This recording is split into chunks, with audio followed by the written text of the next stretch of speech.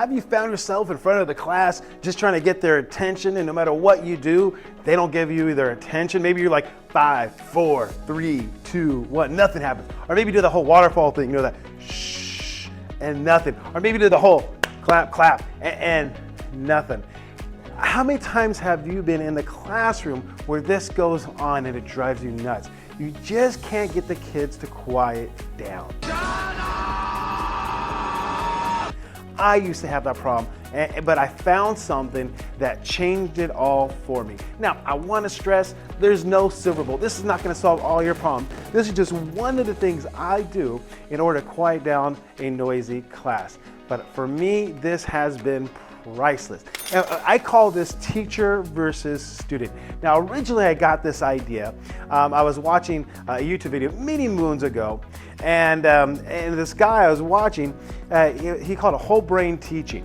Whole brain teaching. And it's really, really good video. And he was a college professor. He did a really, really good job. But I couldn't quite do what he was doing. He just had too much energy for me. And there's no way I could do that what he was doing for 6 periods. But one thing I got from that video was this idea of teacher versus student. So that's why I want to share with you what exactly that is. But before I do that, let's go and play that intro.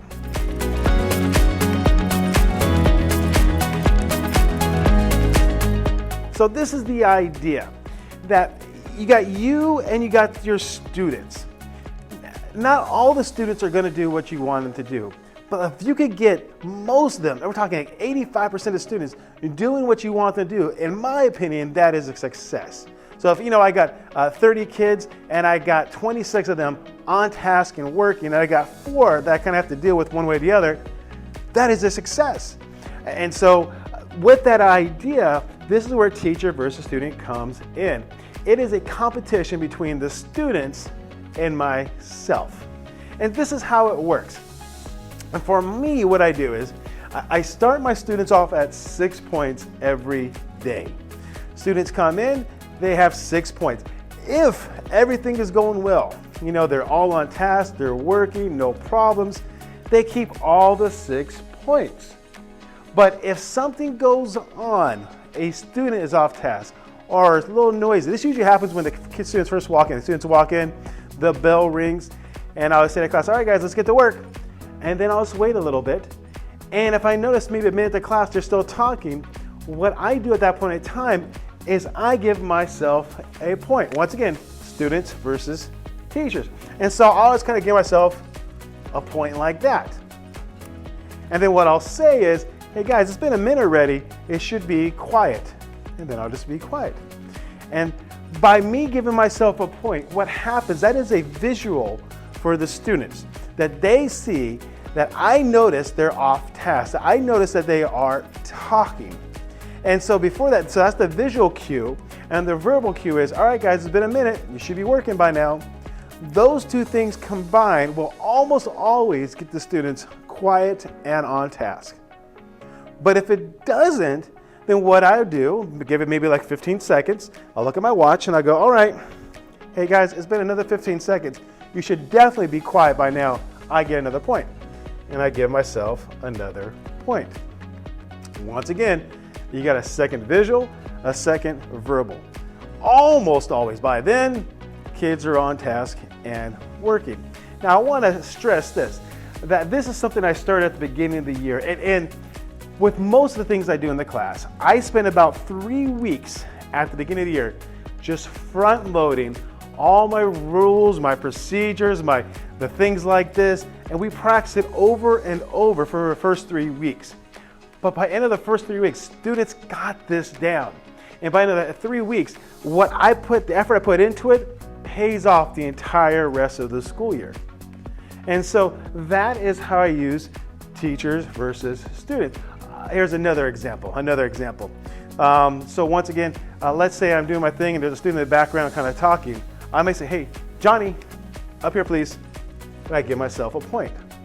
What happens like this, as well as when the students are talking, they first come in, they'll kind of look at Johnny a little bit, and that puts the peer pressure on Johnny to make sure he's quiet. So once again, if I have 85% of students, if I have 26 out of 30 students on task, focused, trying to earn these points, if one student is off task and causes the rest to lose a point, they start feeling the peer pressure from the other students because they're trying to keep as many points as possible.